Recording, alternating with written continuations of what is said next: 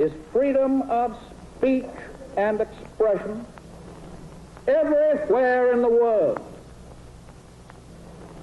The second is freedom of every person to worship God in his own way everywhere in the world.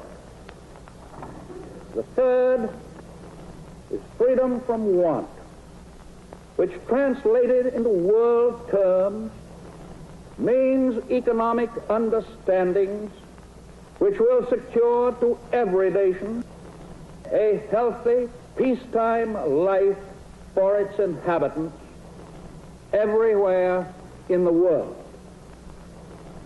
The fourth is freedom from fear, which translated into world terms means a worldwide reduction of armaments to such a point and in such a thorough fashion that no nation will be in a position to commit an act of physical aggression against any neighbor anywhere in the world.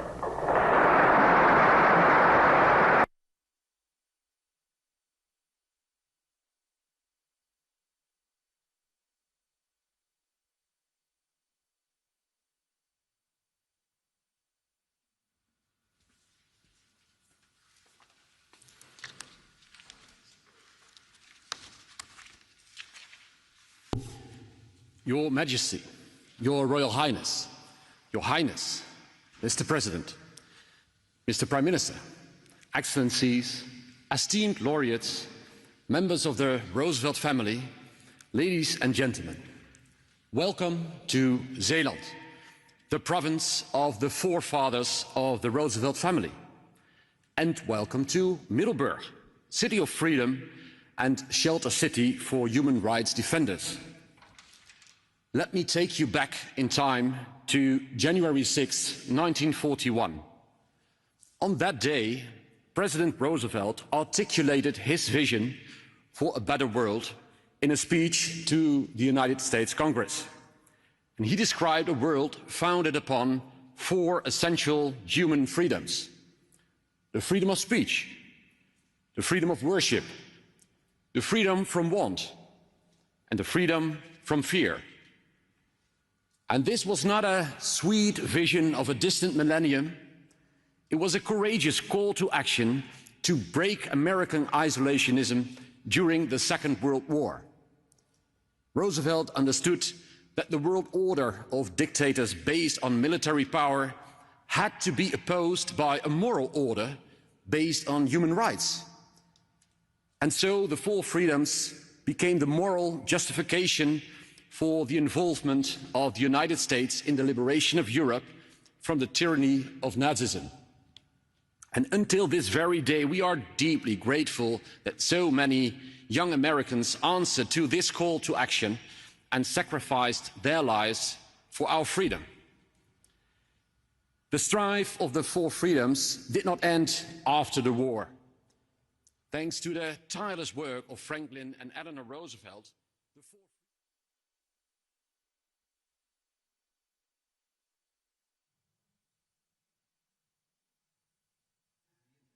rules-based order. For decades, we prospered while pursuing these freedoms. Cooperation between free countries, working together in a friendly manner, provided wealth, stability, and security. Of course, we knew there were gaps between the rhetoric of the four freedoms and reality. And of course, we knew that the hopes that were aroused in many hearts by the creation of the United Nations outran the limitations of human nature. But we believed in the righteousness of freedom for everyone, everywhere in the world. And so we committed ourselves to the realization of these freedoms. But this commitment is no longer self-evident. Every day we see how the four freedoms are being weakened by the authoritarian forces in our world, how they no longer respect the rights of the vulnerable, how they no longer try to save succeeding generations from the scourge of war, how they no longer reaffirm faith in the dignity and worth of every human person, it seems we are just at the beginning of that harsh reality. Yet trying as these times might be, they also allow us to see where we have gone astray. For too long, we had thought that the four freedoms were the obvious and only path that world history was on. And we believed that the four freedoms satisfied everyone's desires, that it was just a matter of time before this moral order would bring down all tyrannies in this world. And we had good reasons to believe that. We were used to things getting consistently better over our lifetime. Every year there was more democracy in the world, less poverty, more peace, but our convictions were never really tested. And so we forgot that the course of history does not bend towards the four freedoms unless we stand up for them and are willing to defend them. The rupture in our world order shakes us out of this complacency. It's a wake-up call. And the question is, are we courageous enough to respond to this call? Today, we honor the laureates who show us what courageously responding to this call looks like. The courage to show the people around you that Jews and Muslims can live in harmony and work for a society where anti-Semitism and Muslim hate don't have a place. The courage to defend the right of journalists to report the news safely and speak truth to power when this right is violated. The courage to defend the right of journalists, courage to call out the persecution of religious minorities by your government and, despite immense personal risks, tell the world about the God you worship. The courage to challenge existing norms around people with disabilities and through activism fight for their rights and dignity.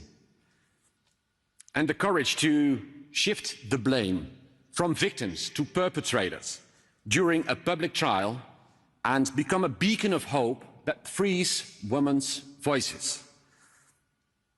And the courage to stand up for your country and say to Russia, we will be defending our country because our weapon is truth. And our truth is that this is our land, our country, our children, and we will defend all of this. We pay the highest tribute to the unwavering courage and enduring perseverance of the Ukrainian people and to the steadfast and resolute leadership of their president, Volodymyr Zelensky. You continue to stand firm in defense of your freedom and sovereignty. And be assured, your struggle is not yours alone. It's a struggle we recognize as our own. It's a struggle that is also about our freedom. And we will remain deeply and enduringly committed. Laureates, thank you for your examples of courage. And may we find ourselves worthy of them by passing on that courage to others. Roosevelt inspired millions to rally for freedom and human rights. And we do the same. We can do the same. You don't have to fly to the ends of the earth to stand up for what is right. Human rights begin in small places, close to home. And you don't have to hold a position of high status to be concerned about your brother and sister. It's about ordinary people doing good to each other in the ordinary course of things. And however old or young you are, however poor or rich, however powerful or powerless, you have a responsibility to seek to make of this world a better place for everybody. So be involved in the struggle for freedom and human rights. And like the laureates, we might have to suffer in this struggle. But let our hearts be consoled by the promise that we shall reap what we sow, and that our hands be guided by the command to overcome evil with good.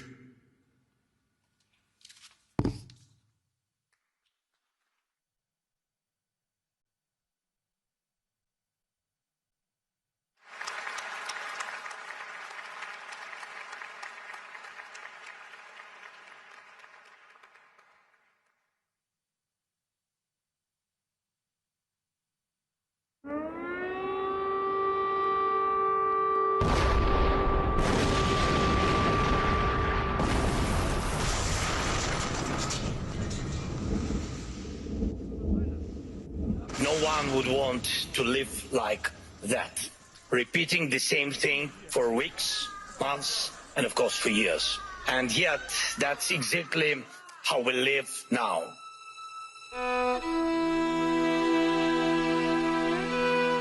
I'm afraid to lose our people, because the people are the most important, because everything is this war for independence of the people.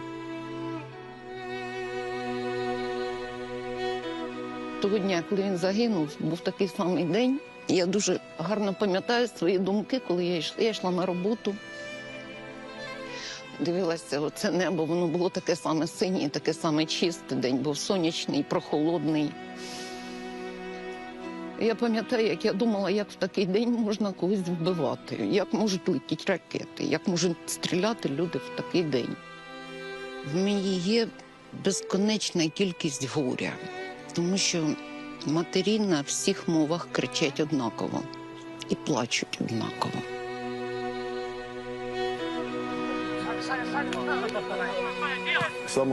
Саме головне, щоб наша країна перемогла в цій війні і наступив у них.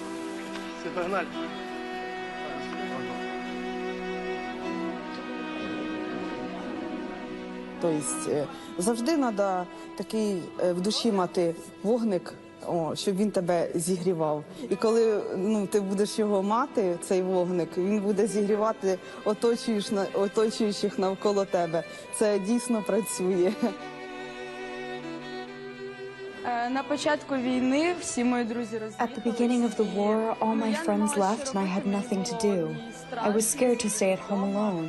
And I found out that there was a children's theater in Kharkiv. I didn't know about it at all. I came and saw that there were a lot of children here. They were all having fun, playing. And I knew that if anything happened, they would save me because there was a shelter here. Театр, вони Now, visiting the theater, they mentally survive. But time will pass, and paradoxically, I'm sure that these memories will be some of their happiest. How during the war they played Christmas plays for the whole city in this bunker. We are very alive here in Kharkiv. This is our message to the world. Це наше послання для світу.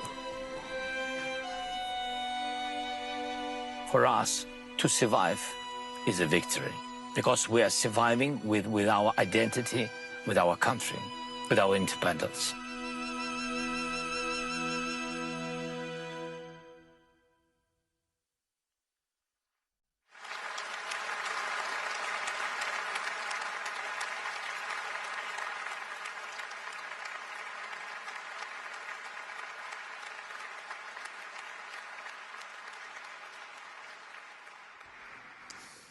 What an amazing video, and I think it already says it all. What an incredible resilience. President Zelensky, dear Volodymyr, Your Majesty, Your Royal Highness, ladies and gentlemen. Every year at the 4th Freedom Awards ceremony, we hear extraordinary stories of courage, resilience, and heroism. And today is no exception. And to my mind, these stories show that President Roosevelt was right to prize the 4 freedoms above all else. Because too often we don't notice that those freedoms are under threat until it's too late. And nowhere is that threat clearer than in a war. The fight for freedom is at the heart of the award that I'm privileged to present today to President Volodymyr Zelensky. Since the start of Russia's full-scale invasion over 4 years ago, you, Volodymyr, have been the symbol of that fight for freedom in Ukraine, of the need to defend that freedom with everything you have. And the key message you've emphasized over and over again is that protecting freedom is a duty shared by everyone. Everyone can play their part. And so we see you in the international arena, actively working to exert influence wherever you can. But we also see you visiting the front lines and the sites of bombed buildings anywhere in your country. And above else, we see you among out the people of Ukraine. So it speaks volumes that you only agreed to accept this award if you could do so on behalf of all the people of Ukraine. On behalf of all the ordinary men, women and children who were thrust overnight into a new reality they did not choose, but now have to face each and every day. On behalf of the children who now go to school in an air raid shelter. On behalf of the women who keep their families afloat and their country running by working in factories. And on behalf of the men who've had to swap a suit and tie for combat fatigues and are fighting to defend their country. Meter by meter. And they're doing so because they know and feel that every square centimeter is a piece not just of Ukraine's soil, but of its dignity too, of its identity. Its words, songs and symbols and all those other invisible elements that make a people what they are and give a country its future. A future that only they can decide. That is what they are defending. And for anyone like me who has only ever known peace, it's very hard to imagine how you do that and what it must feel like. We're used to books and films about war heroes, and we tend to think about people in real-life war zones in that way. But when I visited Kyiv last month, I saw that heroes are not born heroes. They're just ordinary people.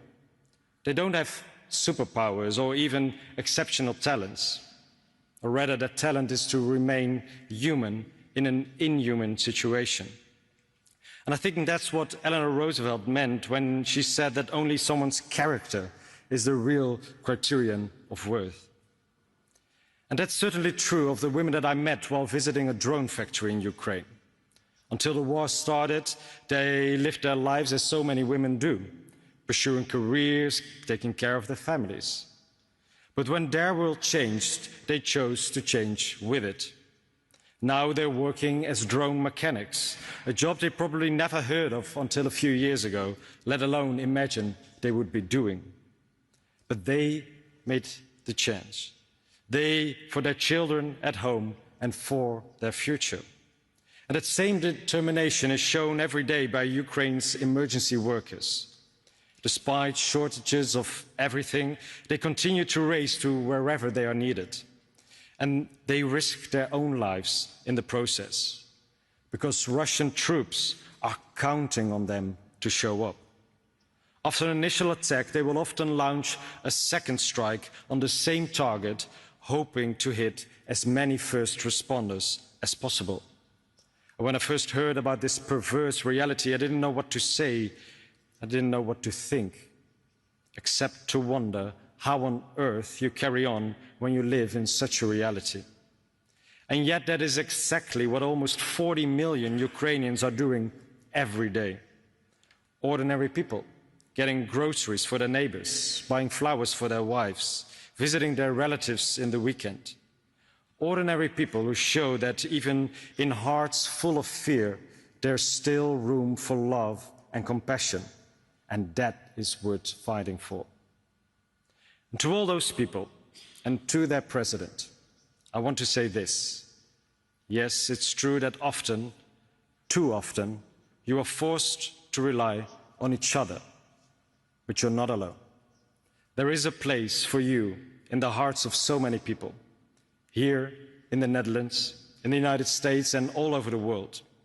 For Ukrainians who have turned their lives upside down to defend their country, who rush to help the victims of each new airstrike, who talk with government leaders and negotiate and show us that we can achieve what we can achieve when we stand up for the freedoms that President Roosevelt spoke about. 4 freedoms, which I feel can be summed up in the freedom to be who you are, here and in a free and autonomous Ukraine.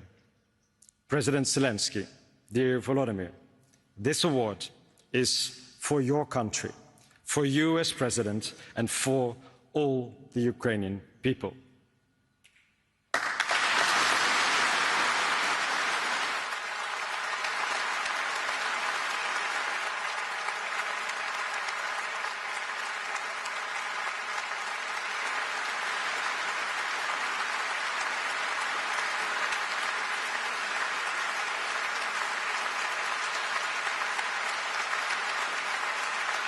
And may I now ask Elizabeth Roosevelt Johnson to come forward. Yes. May I ask you to come? Oh, no, sorry. Really? May I ask you to come forward to present this Medal of Honor to President Zelensky and Volodymyr? May I invite you to come up to accept the award as well, Mr. President?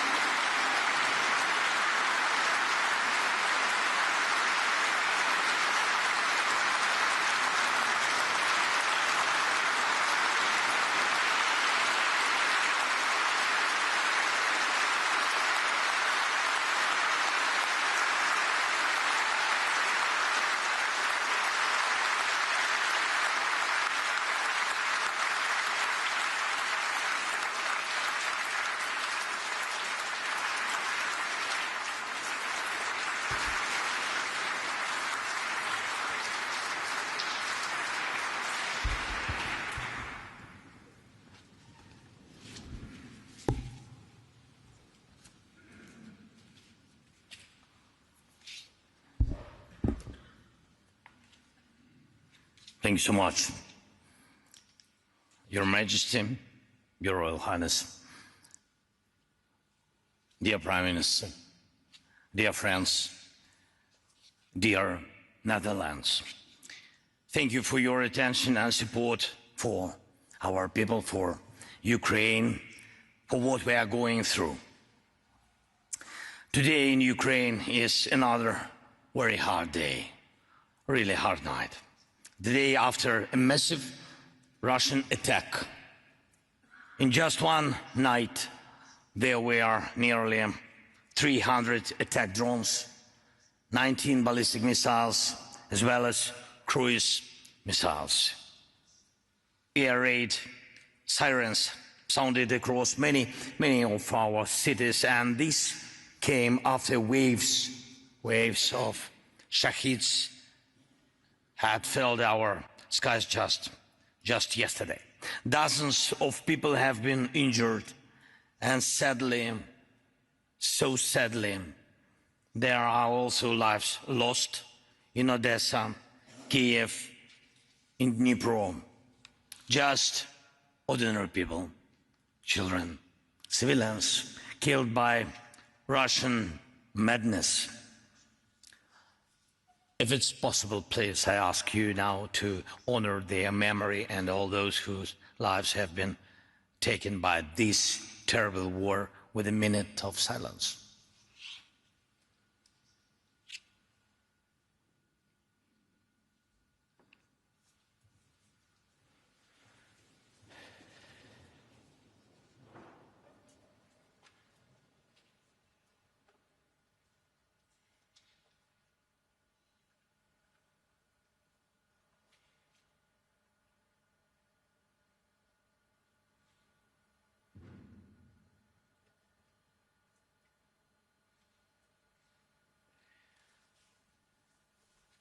Thank you so much.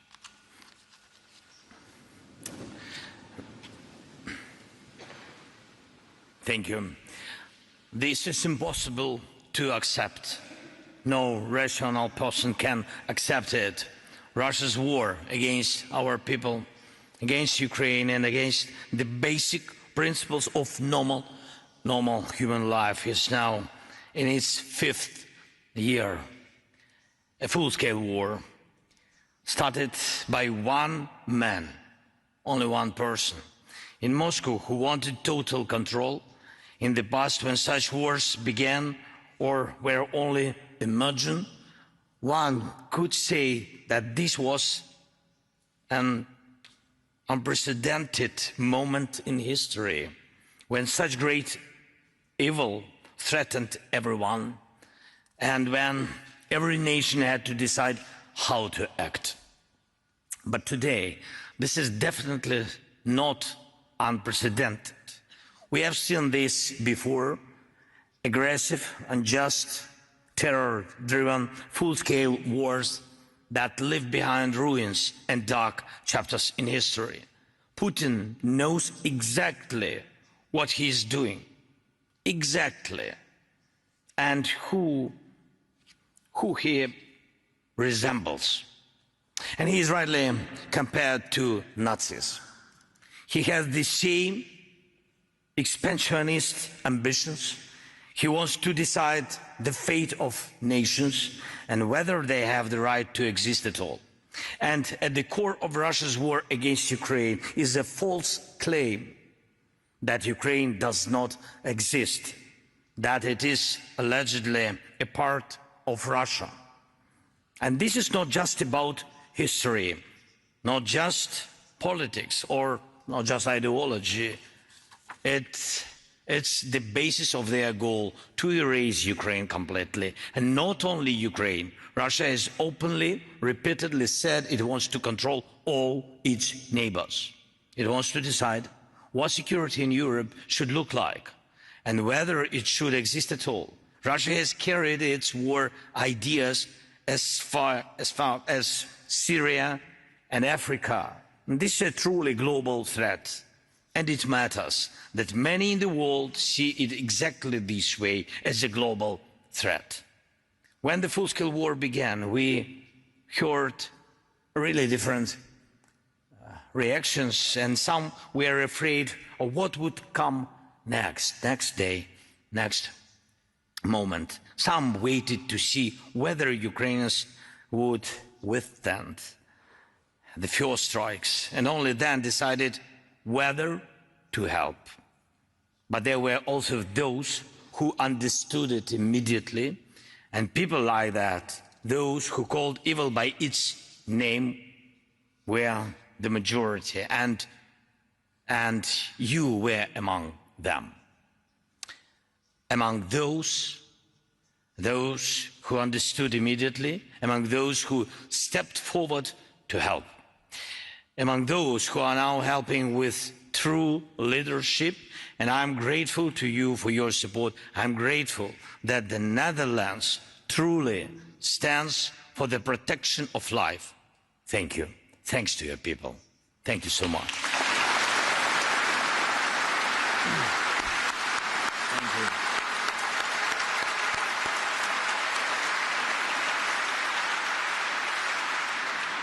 you. Ladies and gentlemen, the world didn't look away from this war.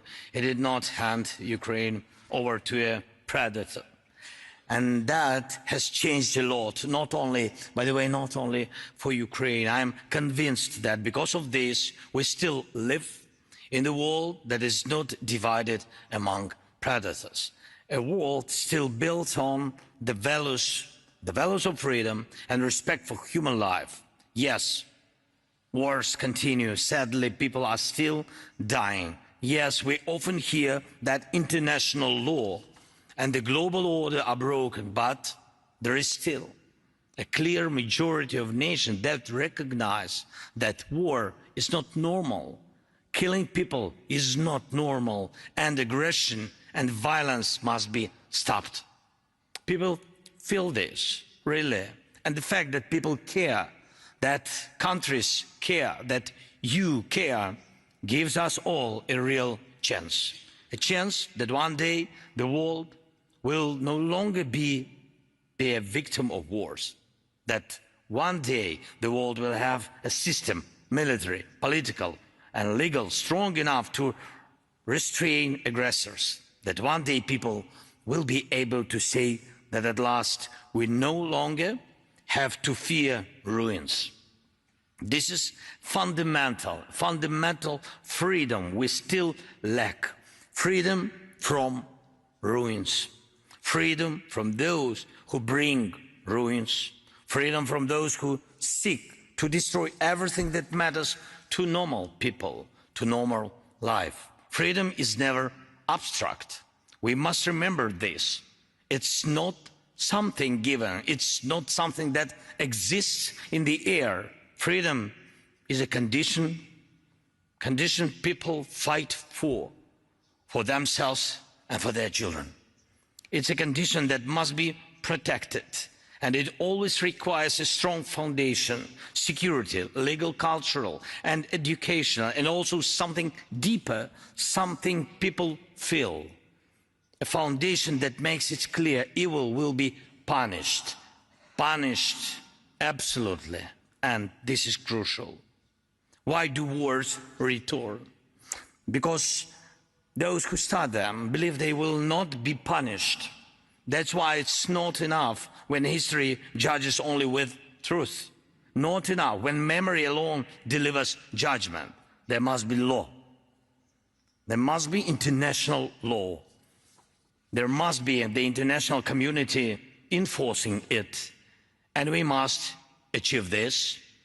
And this is what we are working on, including with the Netherlands. We are working so that no victim of Russian aggression is left without a just response to the aggressor. Yes, it's critically important that you and our other partners continue to support us with weapons, especially air defense is crucial. It's important that together we can stop this war and that diplomacy can work. It's important that pressure on Russia continues, sanctions and all other restrictions. But it's just as important that Russia is held accountable for this aggression, legally and practice. And that Russian war criminals do not enjoy normal life, but face fair sentences. This is necessary, just as it was necessary after the Second World War.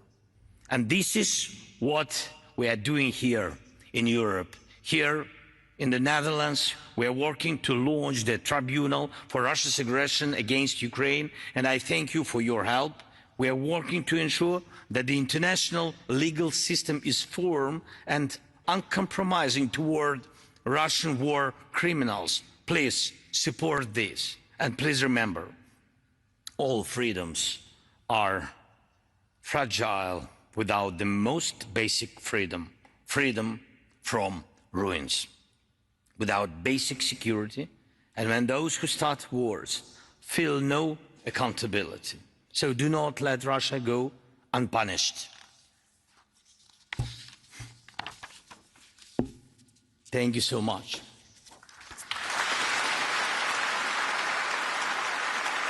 Slava Ukraine! Thank you so much.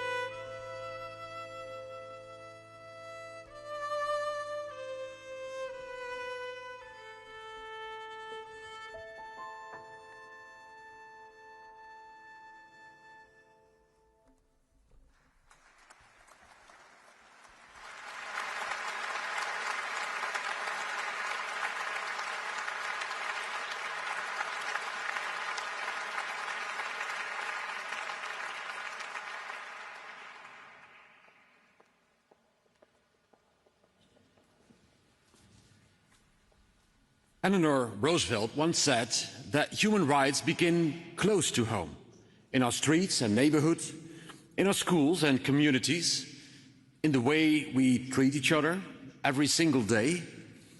And this is why, for the first time, the Roosevelt Foundation is proud to present the Youth for Freedom Award. The Youth for Freedom Award honors young people in the Netherlands who are standing up for the four freedoms. Young individuals who inspire others to speak out and make a difference. And this is exactly the purpose of Deel de Duif, Share the Dove of Peace. Deel de Duif shows us that the four freedoms begin with small, meaningful actions. Through open dialogue, the initiators discovered that Muslims and Jews have far more in common than what divides them. They did not keep this discovery for themselves, but decided to share it with the rest of the country. They show us that the four freedoms do not begin somewhere else, not by someone else. They begin with us, close to home.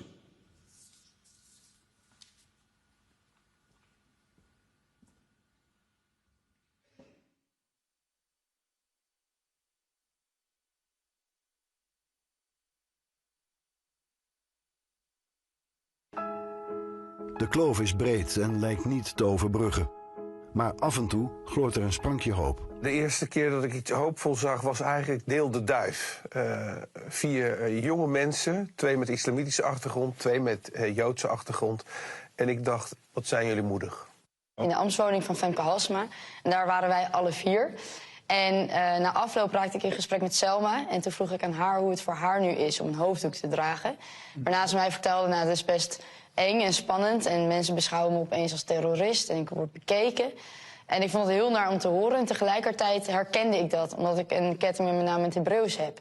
Die ik ook liever niet meer droeg. En dat ik ook over straat liep met angst. Monsters zijn jullie! Monster!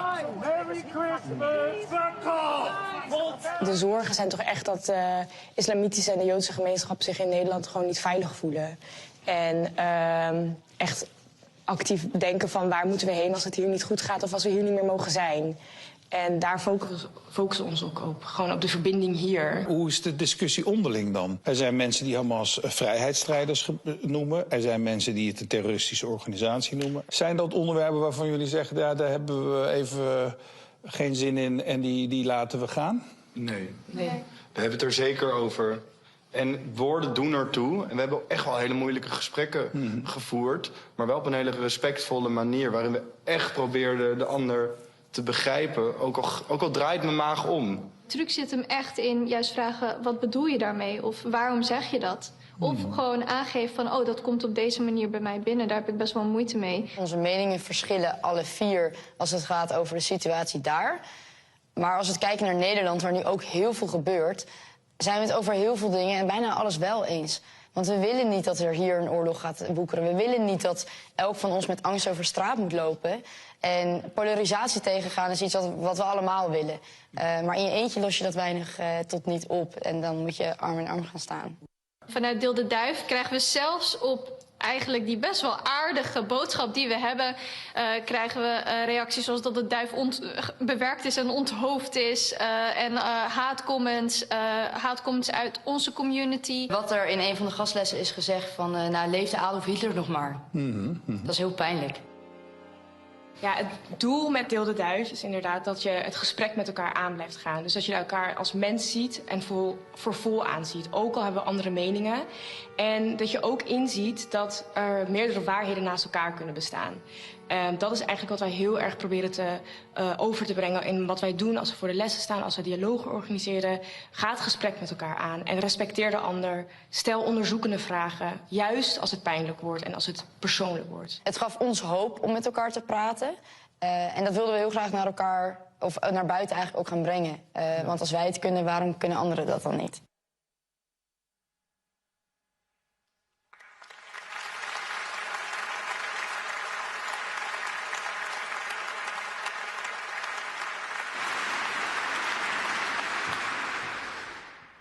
Members of the Roosevelt Academy and family, esteemed laureates, ladies and gentlemen. There's something strange about time. One day you go to school, feeling forever young, and the next day you suddenly realize you have exactly the same age as the Prime Minister. And yes, Mr. Yette, I'm very aware of the fact that you are indeed a young Prime Minister. However, the beauty of getting a little bit older is that people from the next generation suddenly surprise you with their wisdom and courage. Those two words, wisdom and courage, apply to Deel de Duif. In times of war, polarization and great turmoil, it's always easier to choose sides. To be either 100% in favor of one case or completely against it. When you show any kind of compassion for the so-called other side, you are easily called a traitor or even much worse. The members of Deel de Duif might not always completely agree of what's happening in the Middle East, but they do listen to each other instead of just shouting their bold opinions. They show us that engaging in dialogue is not naive at all, but it's the greatest strength we have. They don't just do this, they also teach adults and young people all over the country how to persuade and communicate in a respectful manner on sensitive topics like Muslim bigotry and anti-Semitism, subjects that should not be sensitive but still are. They truly believe in equality and peace, have the strength to be vulnerable, and they give us hope in times of darkness. Therefore, it's a great honor to present Deel de Duif the very first Youth for Freedom Award. Please come on the stage.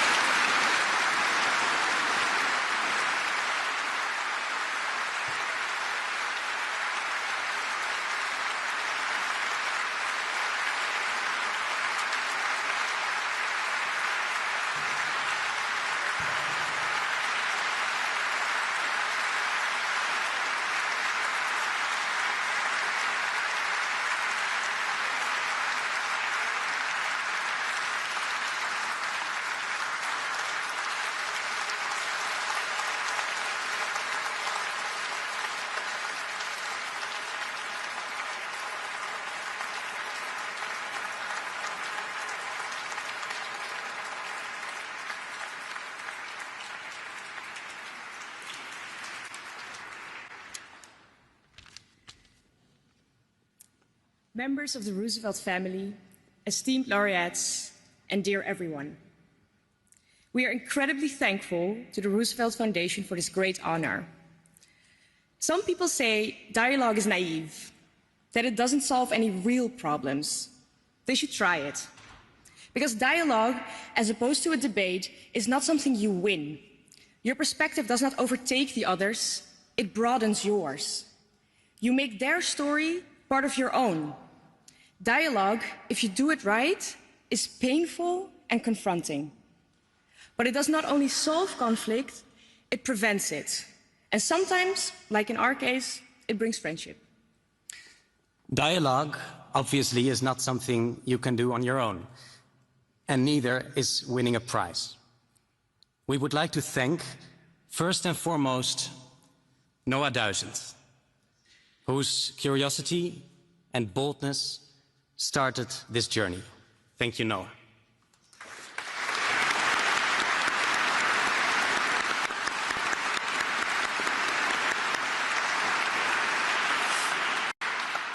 We'd also like to thank our logistical superhero, Hanna van Helden, our advisory board and its chairwoman, Karin van Gennep, and of course, our family and friends who stood by our side these last years.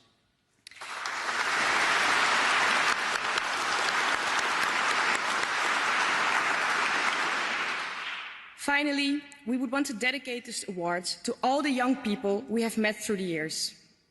Time and again, they have shown how openly they can engage in conversation and how easily they broaden their perspectives. So, by dedicating this prize to the young, we would like to address the old, or slightly older, in and outside of this room. Please, give young people a platform.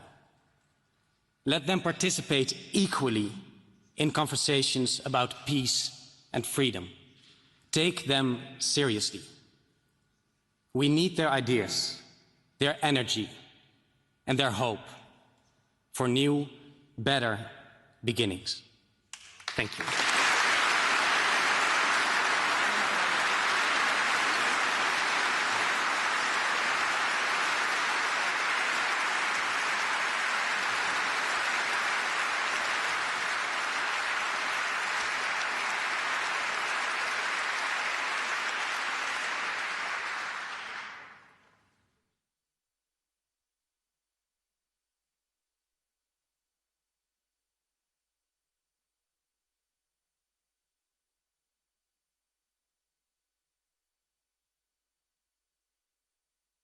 Last year was the deadliest year ever for our profession. We need journalists. We all need journalism. We need access to accurate information to be able to live our lives freely and safely.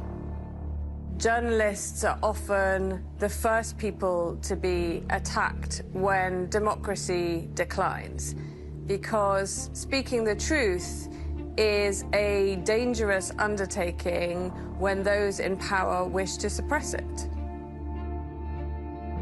CPJ's original mission to defend and protect journalists, and in so doing to protect freedom of expression and press freedom, is more important than ever before. Now journalists are under threat, not just in authoritarian regimes. They're not just under threat when they report in dangerous situations like war or conflict. They're at risk reporting on politics in democracies. They're at risk reporting on their local communities. They're at risk reporting on everything from climate change to the economy. If journalists are silenced, we don't have access to even that most basic information, and we certainly don't have access to the kinds of information that those with power seek to hide from us. Corruption, wrongdoing. The increased numbers of journalists in jail, the rising number of journalists harassed, the rising number of journalists being killed. They are all indicators that something much bigger is happening in terms of our individual freedoms and liberties. Over the past 2 years, we've seen the deadliest assault on journalists that the Committee to Protect Journalists has ever documented. In 2025 alone, 129 journalists and media workers were killed worldwide, majority of them Palestinian journalists. We are reliant on them for information about what's happening inside Gaza. Those journalists are not only documenting that suffering, they are experiencing that suffering themselves.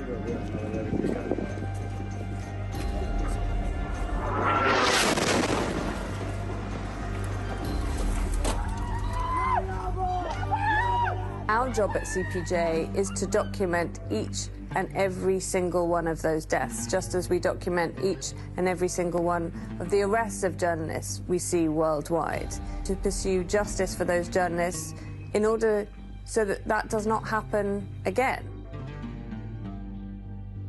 Getting justice for murdered journalists is extremely difficult because very often the very individuals, the perpetrators of those crimes against journalists, are also those who are in power, those who have the ability to investigate and to hold individuals to account.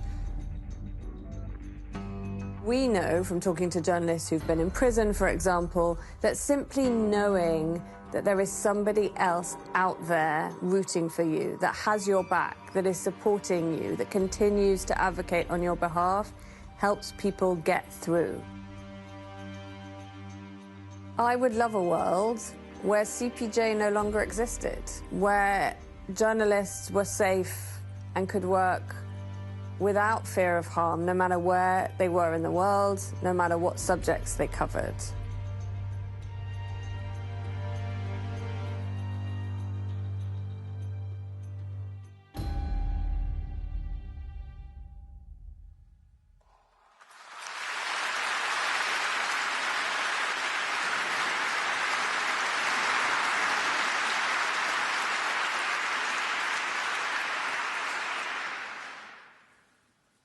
Your Majesty, Your Royal Highness, ladies and gentlemen, it's been 2 years since my father, Dirk, who defended journalism until his very last day, had the same honor of presenting the Freedom of Speech Award. The bitter reality is, though, that since then, the world has become an even more dangerous place for those who dare to speak the truth. I've just returned from Ukraine, where local journalists risk their life every single day, reporting on the Russian shelling. In Russia itself, reporters are jailed for something as simple as calling the war a war. In Iran, Sudan, Belarus, and even across the ocean in America, reporters are under pressure, threatened, and silenced. And no place is more dangerous for journalists than Palestine, where my colleagues are routinely targeted for trying to tell the world what is happening. I could never do justice to all these stories, but thankfully, there is the Committee to Protect Journalism, CPJ, a lifeline for reporters everywhere, no matter how big or small their platform, how global or local their story. CPJ gives a name and voice to the silenced and fights for those who can no longer speak for themselves. It is thanks to CPJ that we know at least 129 media workers were killed in 2025 simply for doing their job, a record number since the group first started their count.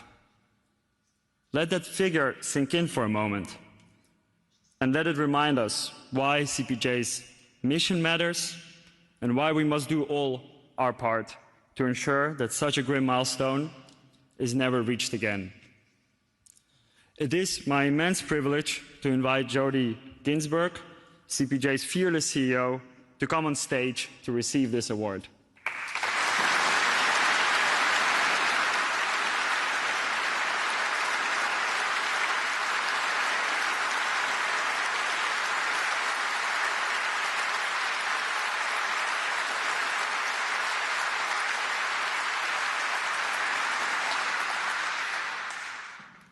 Ladies and gentlemen, on behalf of the Committee to Protect Journalists, I am honoured to accept this year's Four Freedoms Award for freedom of speech.